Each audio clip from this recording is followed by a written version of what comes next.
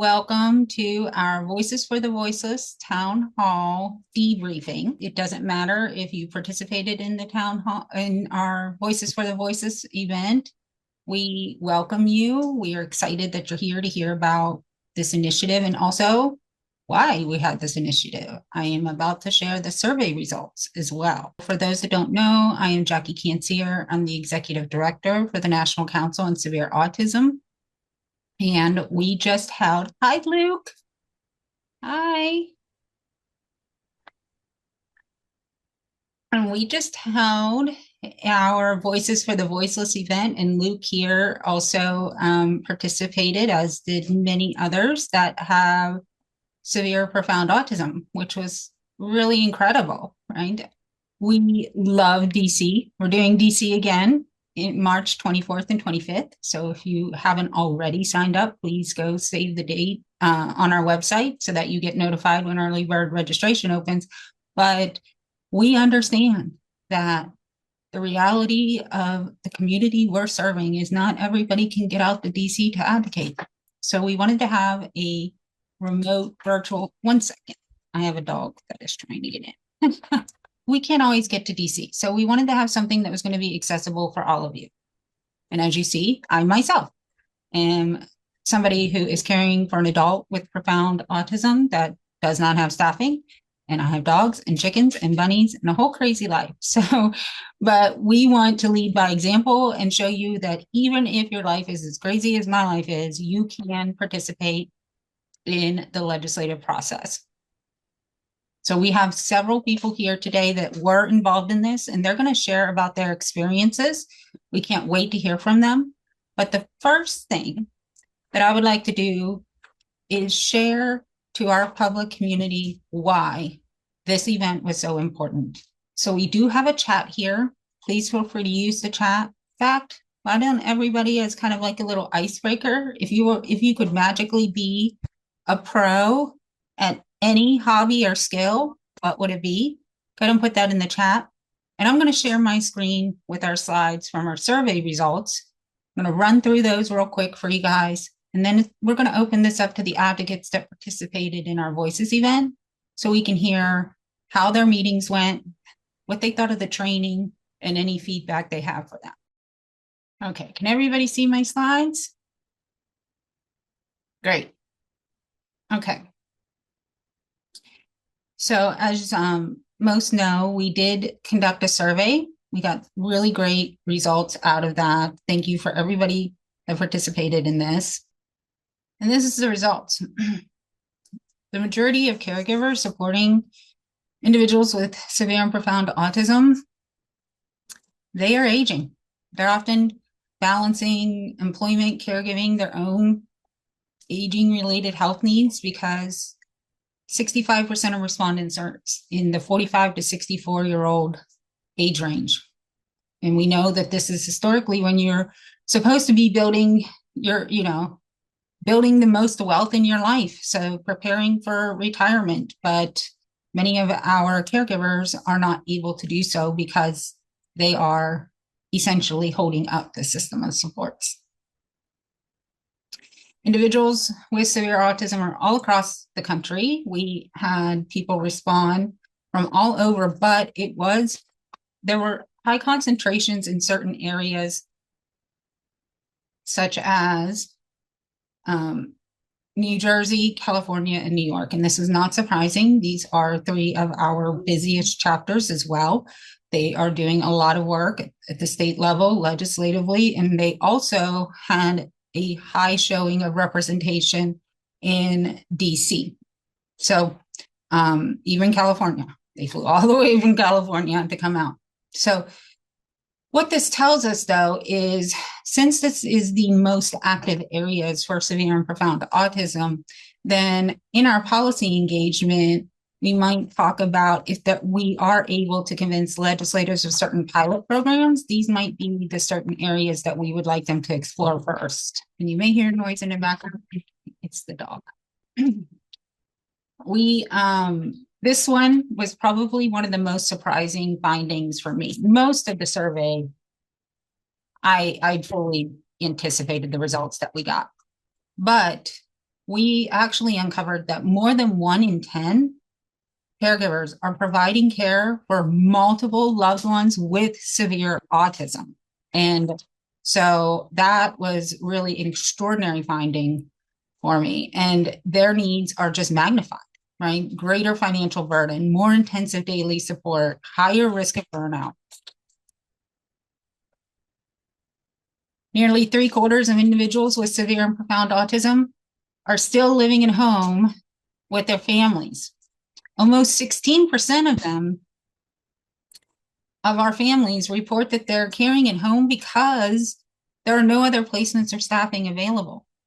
So it was really important for us to make this distinction. Sometimes the individual is at home out of the family's first preference.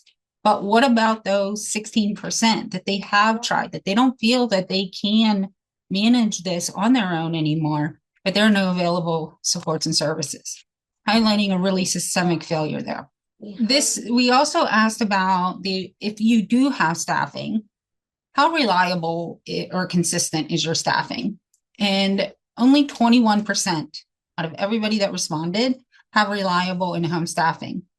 27% have actively tried to acquire staffing but can't access it. Only 1 in 6 families believe that their loved one's current living arrangement is sustainable long-term.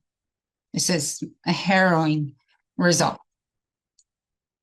Half already said that they know their current living situation is not sustainable, and another 1/3 aren't sure that it is. So this really highlights the urgent need for policies that expand residential options, respite care, and long-term planning resources. Nearly 2/3 of families report that their child with severe autism has experienced a behavioral or psychiatric crisis requiring outside help. So this is, they had to call crisis line or the police or take them to the ER. And this really highlights the need for crisis services, funding, training. Even more so when we look at that when the behavioral crisis occurred, only 14% of families say that the response was fully appropriate to their child's disability needs. So nearly half found that the response only somewhat helpful or not helpful at all. And this reveals a really major gap in training and resources for crisis support.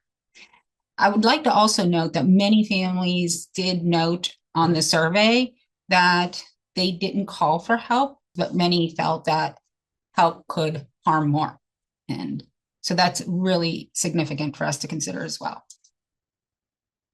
About 8 out of 10 families, 80%, it was 79.17, I think was the actual number, have been told that their child with severe autism is too severe or not a good fit for services.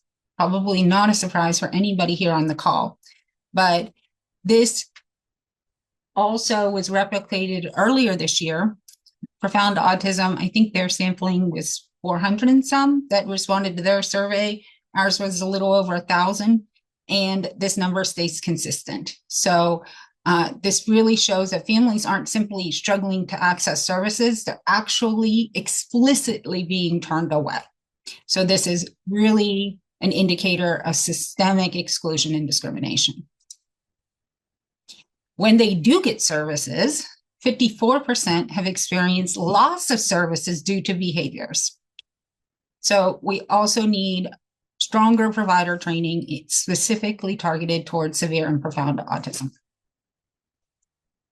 Families urgently need staffing with advanced training in multiple high-risk areas. So we need our legislators to invest in workforce development and specialized training programs. 69% need staff trained in nonverbal communication, 67% in activities of daily living, such as bathing, dressing, brushing their teeth, toileting, and 60% in handling aggression or self-injury.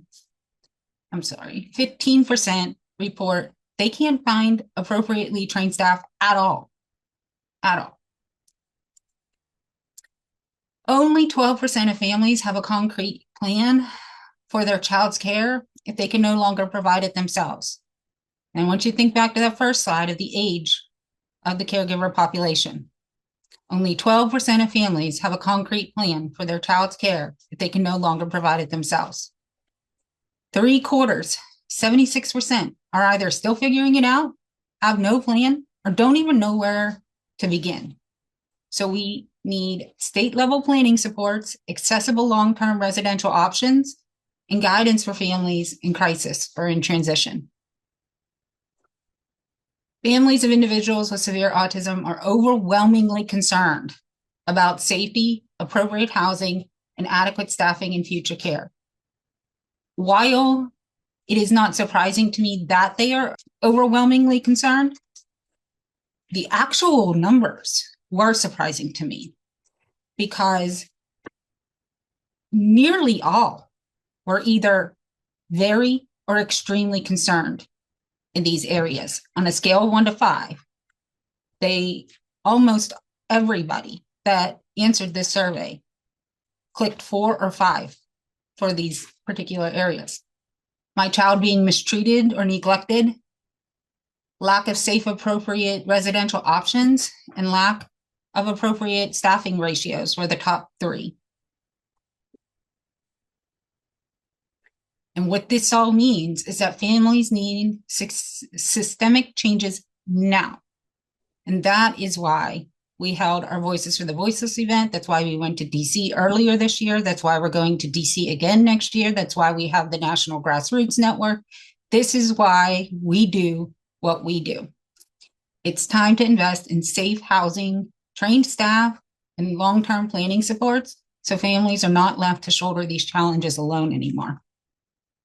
Now, I have a QR code here.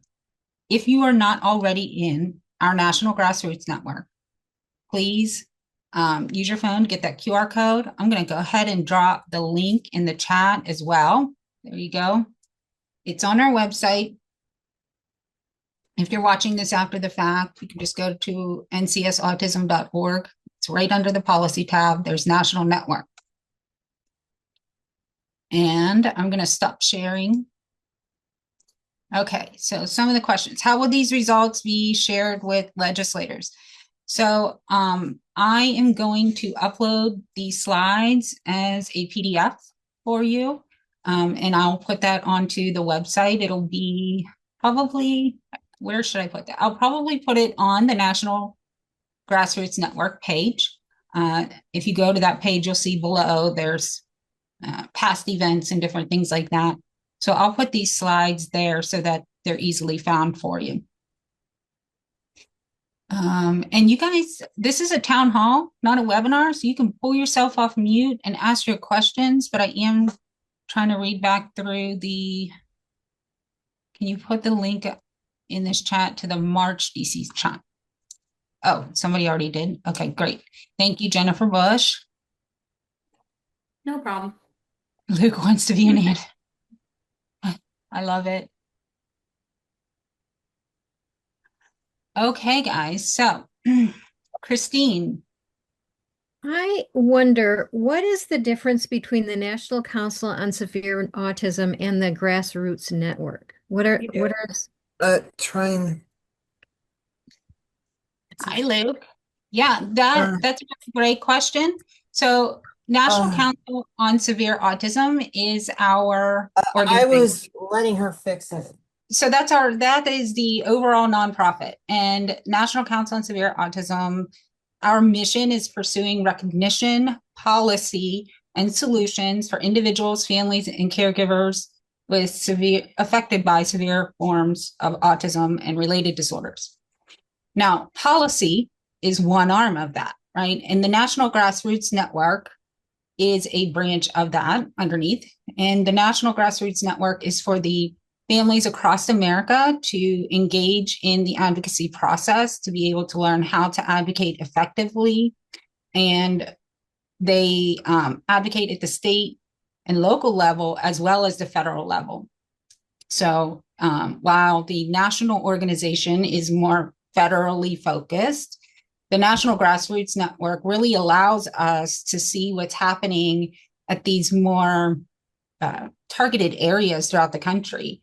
What does North Dakota focus on this year versus what Texas focuses on and New York focuses on and New Jersey and all the different needs that are happening.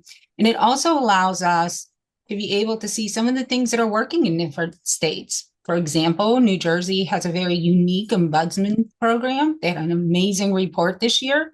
And so that might be something that we want to encourage legislators in other states to be able to replicate.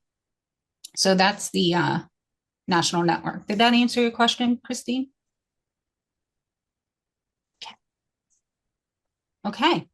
So we had our Voices event, which was all virtual. These advocates really worked hard. They did over 5 hours of virtual training. They researched, they practiced, and they set up meetings. This was a very different experience. There were some things that overlapped from DC, such as the policy planks, but this was a little more robust experience because we don't want advocates only being able to access their legislators once a year in DC. We wanted to provide you the skills and tools to be able to do this all year long on any issue that might come up on anything. And so we actually had our advocates this time learn how to set their own meetings and work with the staff to get those meetings scheduled and how to do a virtual meeting. So there is some more skill involved in this process, but everybody did really great. So I would like to hear from anybody. I see Ginny and Kent and Christine, multiple Christines and Steves. Everybody's on that was in Voices, but please feel free to chime in and let us know what you thought of the event and how your meetings went. I can go first if you want. Great. Hello? Go for it, Kent. Yeah, I just thought, we met with Adam Schiff's office, and I thought that was productive. I just want to talk about, I had met solo. My congressperson is Doris Matsui. I'm in California 7, Sacramento area. So I met with Jackie Weinrich, who is her Congresswoman Matsui's health specialist. And I thought it was really productive. And she asked questions. I provided the lead behinds about the CARES Act and about housing. And she had questions. She really admitted, candidly, she didn't know a lot about severe autism and how we got diagnosed. So I shared about how my children, I have 3 children who are diagnosed on the spectrum, and how it came out that they were diagnosed. And she, she was asking me, it's important to realize, my takeaway was that we're a resource too, and all these folks don't know much about severe autism, and so we're a resource for them. It was a positive thing, and I followed with a follow-up thank you note, and she said she looked forward to seeing me in March when we come to DC again. So it was good. Really great to hear. And Kent, just to keep the California contingent going a little bit. So we also met with Steffi Jackson, a legislative correspondent from Senator Schiff's office, and that was great because there were, I think, 6 of us there, and so we all got to tell our story, our individual stories a little bit. We have one self-advocate with us, which was nice. Steffi asked a lot of questions as well, but I thought what was really interesting is she was part of somebody that we met with in DC. I wasn't there, but she was part of that, and she remembered us, and so she did say this is something that they've sort of kept track of. And so I think one thing I realized from this is it is important to not just meet with them once, but to continue to talk to them, bang the drum a little bit. And I thought that was really, really great, that she did remember, and she's excited to meet with us again. So I thought that was really, really cool. Yeah. Thank you, Jennifer, for making that point, that this isn't about a one-time meeting, a one-time ask with our legislators. We really stress at the National Grassroots Network the importance of building relationships with your elected officials and their staffers especially, because oftentimes the staffers, their job there will extend beyond the term of a particular legislator. And so that was a really important point. Yeah. I just to wrap up really quickly, I also met with a field representative, someone who is here locally in California, but for Representative Sam Liccardo, who is new to Congress. He was formerly the mayor of San Jose. Um, and that was an interesting chat too, because he seemed really actually quite aware. He goes to some of these California State Department of Developmental Disabilities meetings. He's like, oh, you should go to this one, and he was going to send our information to the health advisor in DC as well. So he really encouraged us to stay in contact with him. He's like, if you have local events, let us know. We'd be happy to come. And so he's here in California, and so that seemed like another really interesting thing. Is like, oh, there are local people who report in to our federal senators and representatives, and so they seem much easier to stay in contact with.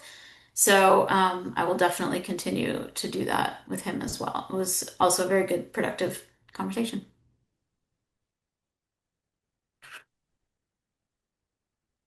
Wonderful. Yeah. And our legislative consultants, health policy source, they stress all the time to find out who your field officers are, get in contact with them, invite them out to coffee, really just start building those relationships because, as you said, they are much more accessible. Who would like to go next? Question in the chat, do the National Grassroots Network connect in other ways other than Facebook? Yes, absolutely. So the state chairs meet every month on the first Monday of the month. They also, each state is set up in a way that works for their state.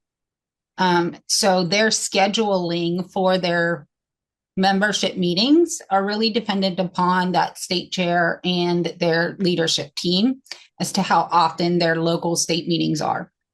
Some have one regularly every month, like California, I believe, has one the last Tuesday of every month is their meeting for their local members. The state chairs then bring that information back to the state chair meeting. There also there is the Facebook group, but each state chair also has a full Teams license.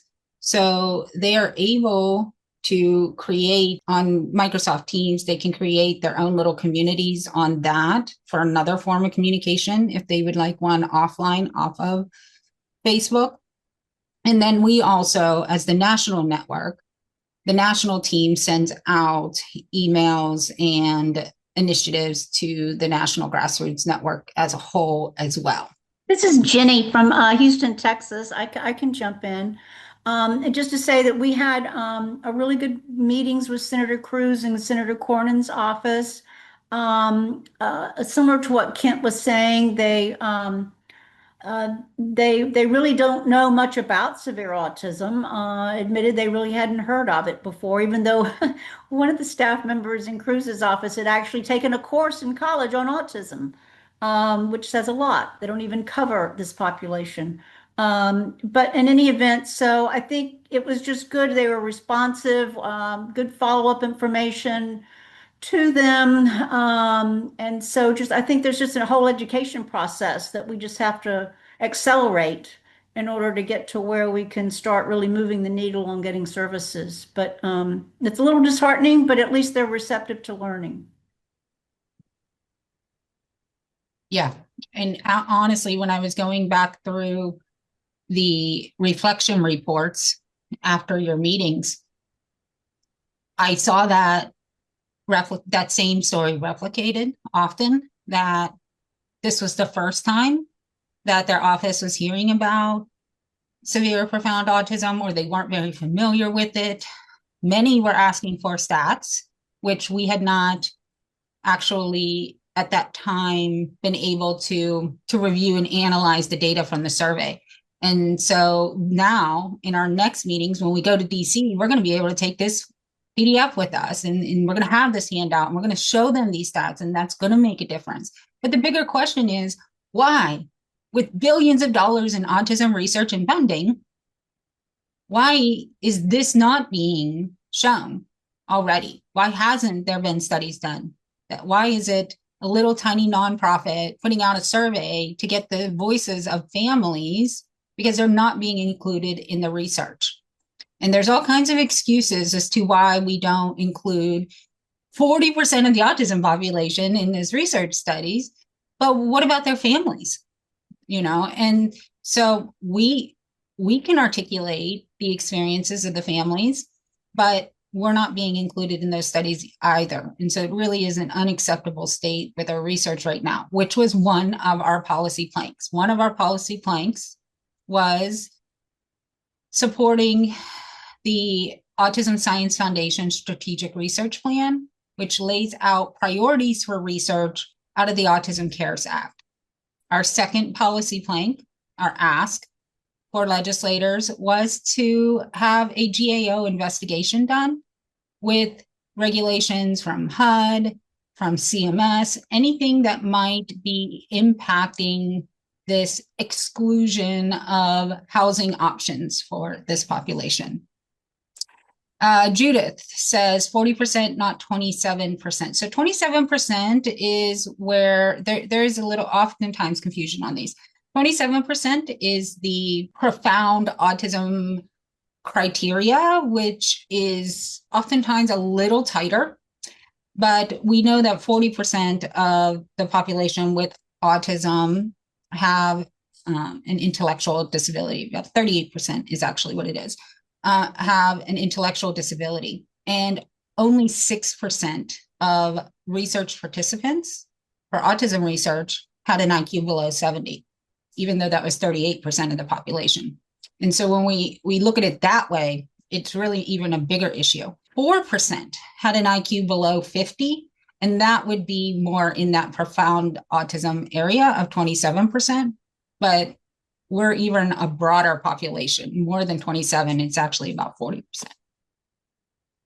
You're welcome. Steve, I've seen you come off mute a couple of times. You want to hop in?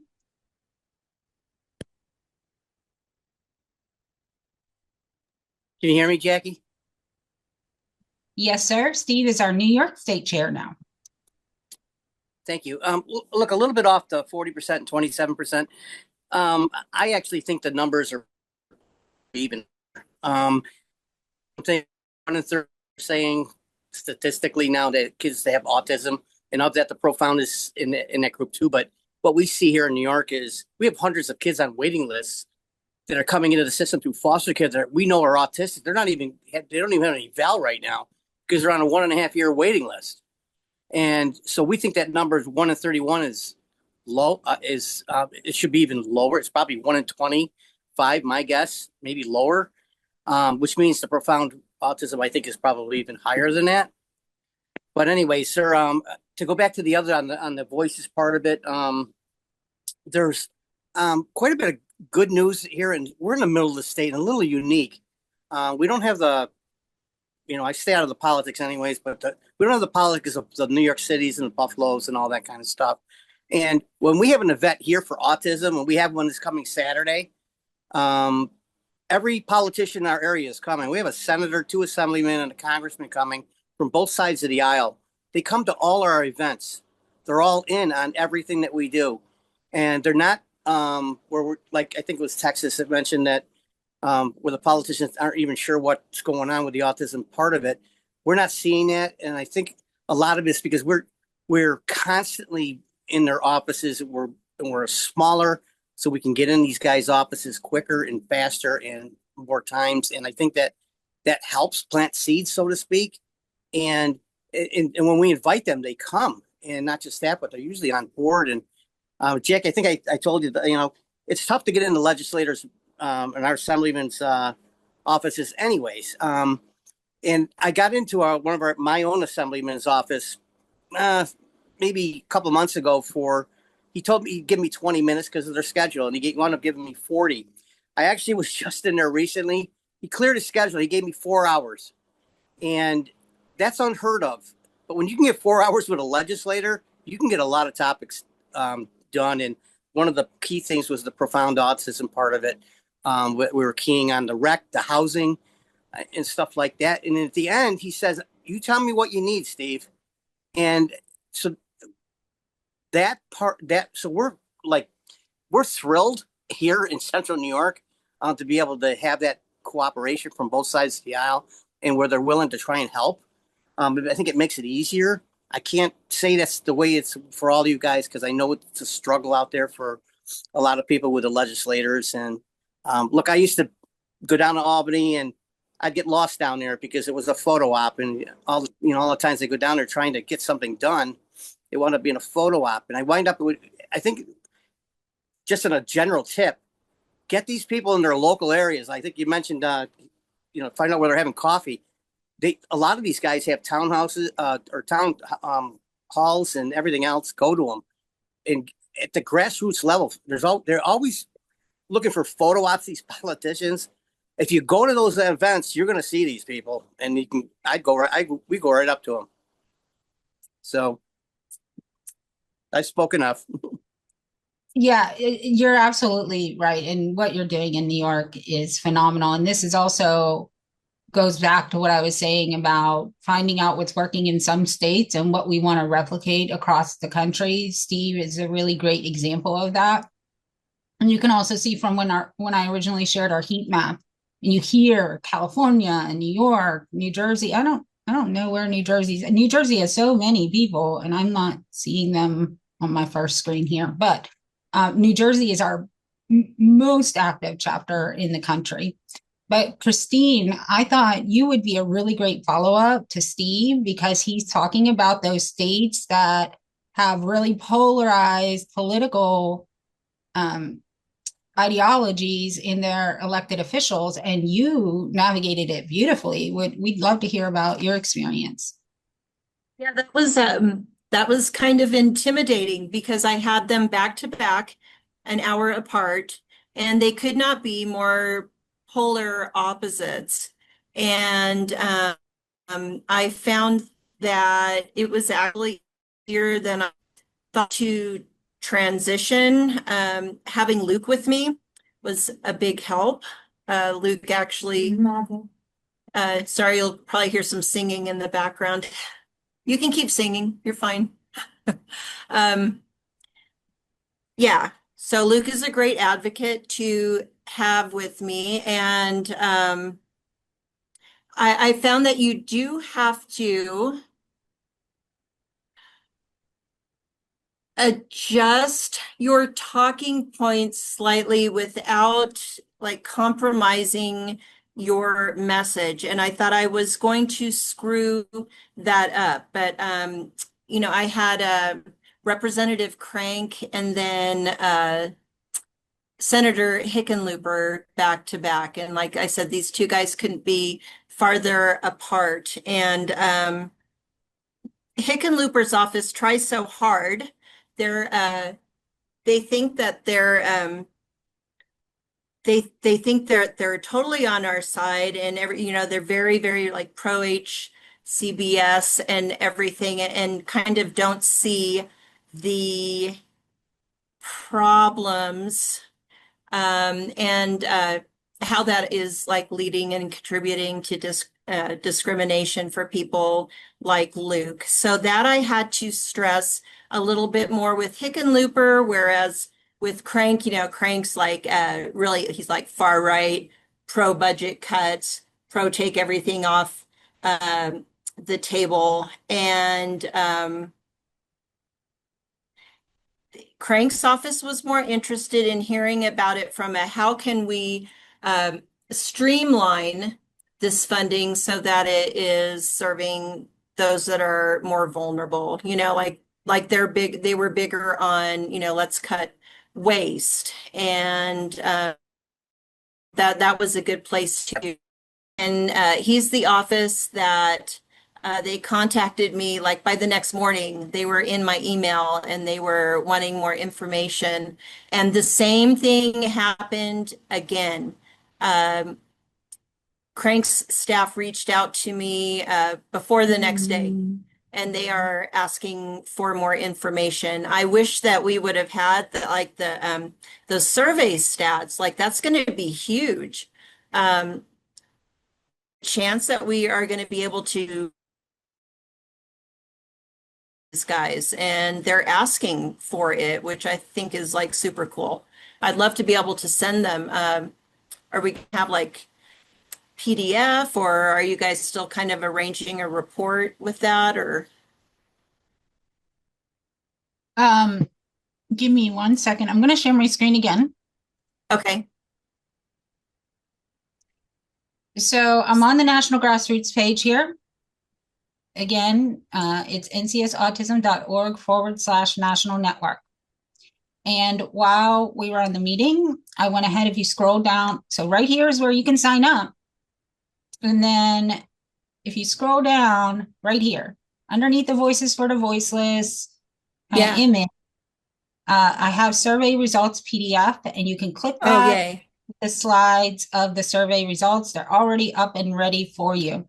Another question came up in the chat of talking about a mom in New Jersey who had this big budget for staffing, but couldn't find anybody willing to do the staffing, and how can politicians help with that? And we have been talking about this a lot at the state chair meetings and our policy committee meetings on developing this workforce. The way that I frame this with legislators who just want to assume that this is an unsolvable population is that there are far more dangerous, difficult jobs out there that aren't having these staffing deserts that we do, right? You look at correctional officers. They have to work with some of the most dangerous people in the entire country, people who intentionally want to harm or have harmed other people, and they're staffed. And why is that, right? And what are the differences there? We look at nursing homes, and I myself used to work on a memory care unit when I was in my early 20s, and we understood that patients that had dementia or Alzheimer's might suddenly become aggressive with us and think that we, had stolen their dog that they didn't have. And so we had to be able to respond to that in a way that wasn't going to harm them, that was going to keep ourselves safe, and that wasn't going to pathologize them either, right? We understood that this was somebody that was expressing a symptom of their disorder, and not that this was, a character flaw in the patient that we were serving. And so we really need to have that same kind of empathy when dealing with this population. So one thing that we are going to be having coming up with the National Grassroots Network, I'm currently developing it on the back end with our Microsoft, out of the Loops part of Microsoft, is we are going to have ad hoc committees. We're going to have 4. The policy committee decided on the 4 topics, and one of those topics is going to be working on the workforce development, the safety, the staffing, those kinds of things, healthcare access as a whole. And so if that is a topic that interests you, the great thing about the ad hoc committees is that they're going to be open to everybody. They are going to be open to other organizations and partnerships. These are going to be think tanks specific to certain areas of concern within our population. For example, ATAP out of Ohio has already asked to be included on the one for criminal justice and first responder safety.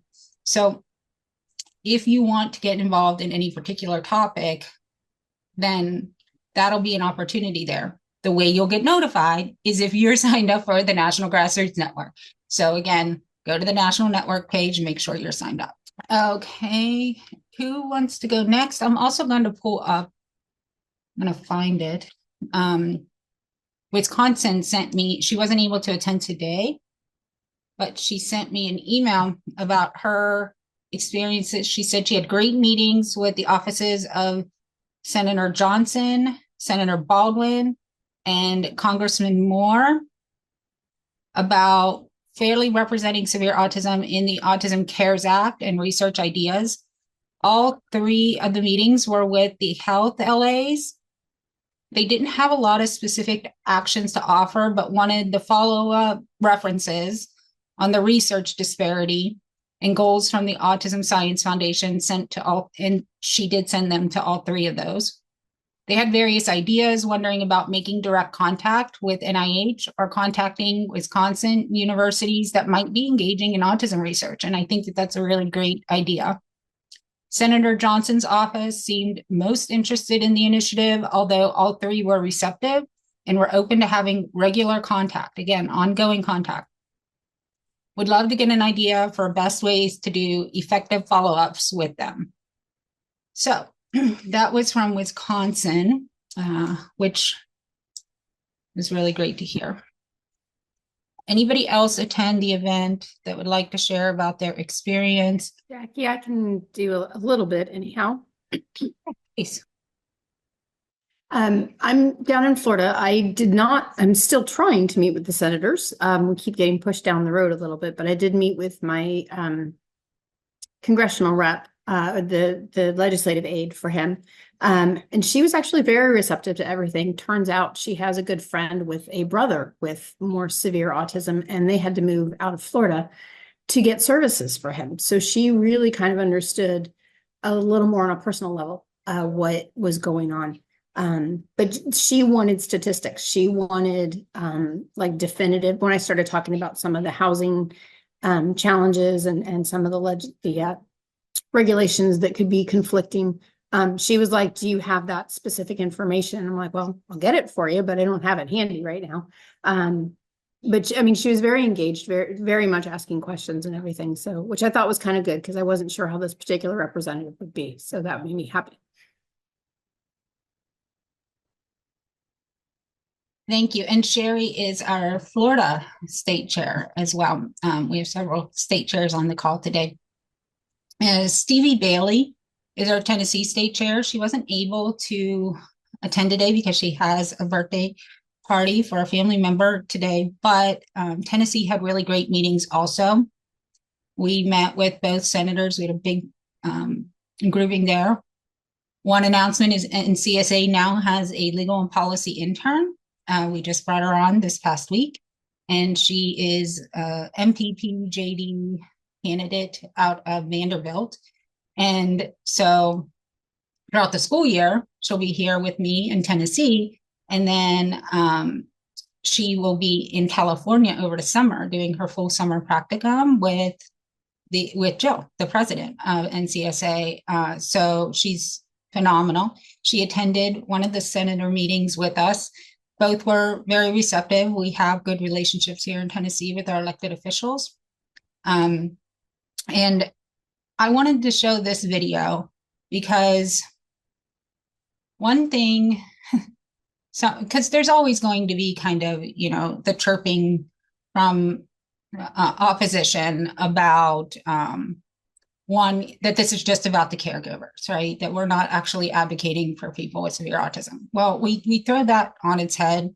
When we were in DC, every single person that came to DC either brought their person with severe and profound autism. Steve brought a whole gaggle of them because Steve is a bio dad, foster dad, adoptive dad. He's got a whole family of individuals with severe and profound autism and other related disorders. So they either brought them with them, or those that couldn't, everybody had an 8x10 photo that we provided them of their individual with severe and profound autism, so that during those meetings with their legislators, they were showing who it was that they were advocating for. The great thing about Voices, which is a remote event, meant that individuals with severe and profound autism could participate in the process, even if they can't get on a plane, even if they're not safe to travel to DC. They could participate. So then the next kind of false narrative that often comes out of things is that this is what we want to do. They don't want to participate in this, and we shouldn't force them to, right? And of course we shouldn't force them to. And we had one family in Tennessee that her son would not have been conducive for him. He would not have enjoyed being on a Zoom call. And so he wasn't participating, but all the other families, our children loved it. Christine has a really great picture of Luke. He really loved it. I'm going to share my screen real quick, and I have a 30-second video here. And I'm going to show you before one of my meetings with the legislator of my daughter, just to kind of show you guys that this is something that they want to do. They want to be seen. They want to be heard. They want to be known. And I think it's a really powerful thing being able to do this for them. Let me make sure that sound is on. There we go. Share sound. So where are we going to go, Jaden? Where are we going to go? What? We're going to go to work? Yeah. For who's that? Who's that up on top there? Is that our friends? Right?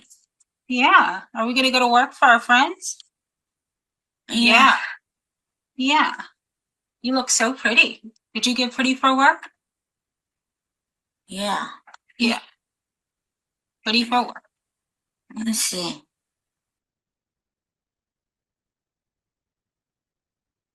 So Jaden, obviously, she sees me do this day after day. And this is my work. She knows mommy's at work right now. And so she wants to do this. She loved being in DC. She thinks DC is castles. And she loves Elsa. So she constantly asks me now when we're going to the store here in rural Tennessee, she wants to go to the castles all the way in DC. So she can't wait to go back to DC. But, you know, it still was challenging. Jaden does have severe autism. We had our moments. We had our moments right there in the middle of Russell Senate building. But it was important that they got to see the realities of severe and profound autism, not in a sensationalist way, but just the authenticity of what our lives are. But those hard moments, as for all of us, are pockets of time. The rest of the time, Jaden had the time of her life in DC. So we genuinely encourage, if at all possible, to bring your individual with severe or profound autism with you to DC. And if you can't, do a Zoom call, do a Teams call, do a virtual call, something like this, so that our legislators are able to be able to see from firsthand accounts individuals with severe and profound autism. Maybe they can't effectively communicate in a way that they're going to articulate these complex policy needs to legislators, but they still do oftentimes have a desire just to be part of the conversation, just to be known. So it is really important to include them if we can. Anybody else?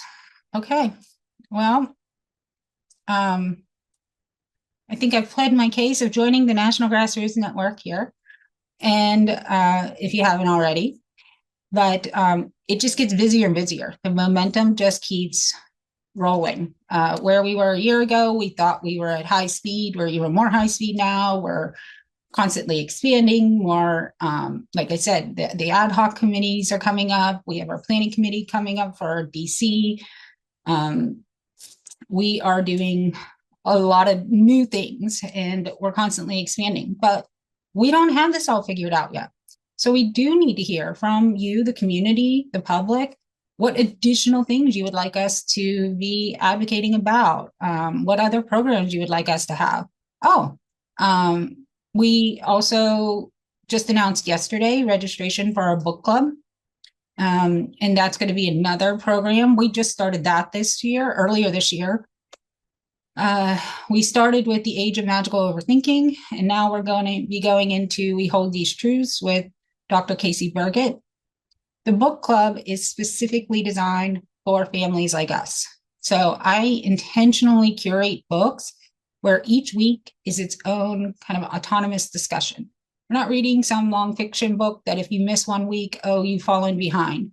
And so we have families that can't attend every week. Maybe they miss 2 weeks or 3 weeks. They can still hop in and be able to participate in the book club. It's very low key. It's very calm. You can do this if you have a child in the background or a dog in the background that's making noise or whatever it might be. But this is a place for us to stretch our minds. We really do a lot of looking internally too on our own ideas and what we challenge ourselves on our thinking, because the last thing anybody wants to feel is that they're always right? So where can we stretch our own minds. And also, it's a learning experience. This next book is all about civics. So being able to go into DC, understanding how government actually works is going to be a huge win for our DC participants this coming year. So that is also on the National Grassroots page. It's all right there. It's on the National Grassroots page. Okay. Any last thoughts before we close up today? We're almost at the top of the hour. Christine says she has a meeting with the senator next week still. Totally okay. In fact, my own congressman, my meeting's on the 25th. So, you know, we tried to condense them all in this one legislative advocacy week so that legislators were hearing from this one organization on these two policy planks at this very strategic week. The reason that we did that was because the timing is because of the current ongoing legislative end of fiscal year talks, right? The end of the fiscal year is September 30th. We knew it was going to be a madhouse in Congress the last week. So we intentionally chose that one particular week so that we were recent on their minds, but we're still able to get meetings in. And so my meeting, though, for my congressman isn't until the 25th. No problem at all. We do have the reflection form. We just asked that everybody that did participate fill that out for each meeting so that we on the national level know what to follow up with and those kinds of things. Yeah, Ginny. Yeah, I just thought you might want to add also that NCSA had just posted on Friday, I guess it was last Friday, the new policy position statement on the settings rule. That might be another follow-up item to send out to the people we met with. Yeah, you can do that. That's on our position statements page. And Mark, he's not on right now, but Mark out of California, he is our communications coordinator. So he is going to be handling the public kind of release of that. But it is available currently already. It's on our position page, statements page, if you would like to download that and send that along. It does lay out very clearly what NCSA, really sees as the challenges with the settings rule that's causing what we see here with the survey. Okay. All right, everybody, thank you so much for joining us today. And if you need to get a hold of me, it's policy@ncsautism.org. You can go on our website, who we are. You can email Jackie. You can book a meeting with me. I keep myself very available so that anybody at any time can just click that button and get a one-on-one Zoom call with me. So I will meet with you. I don't have to already know who you are, but I will show up for those meetings. I genuinely believe that the more we have these conversations, the less division there will be on these topics. So please, I encourage you to reach out. Thank you all. All right, everybody, have a great weekend.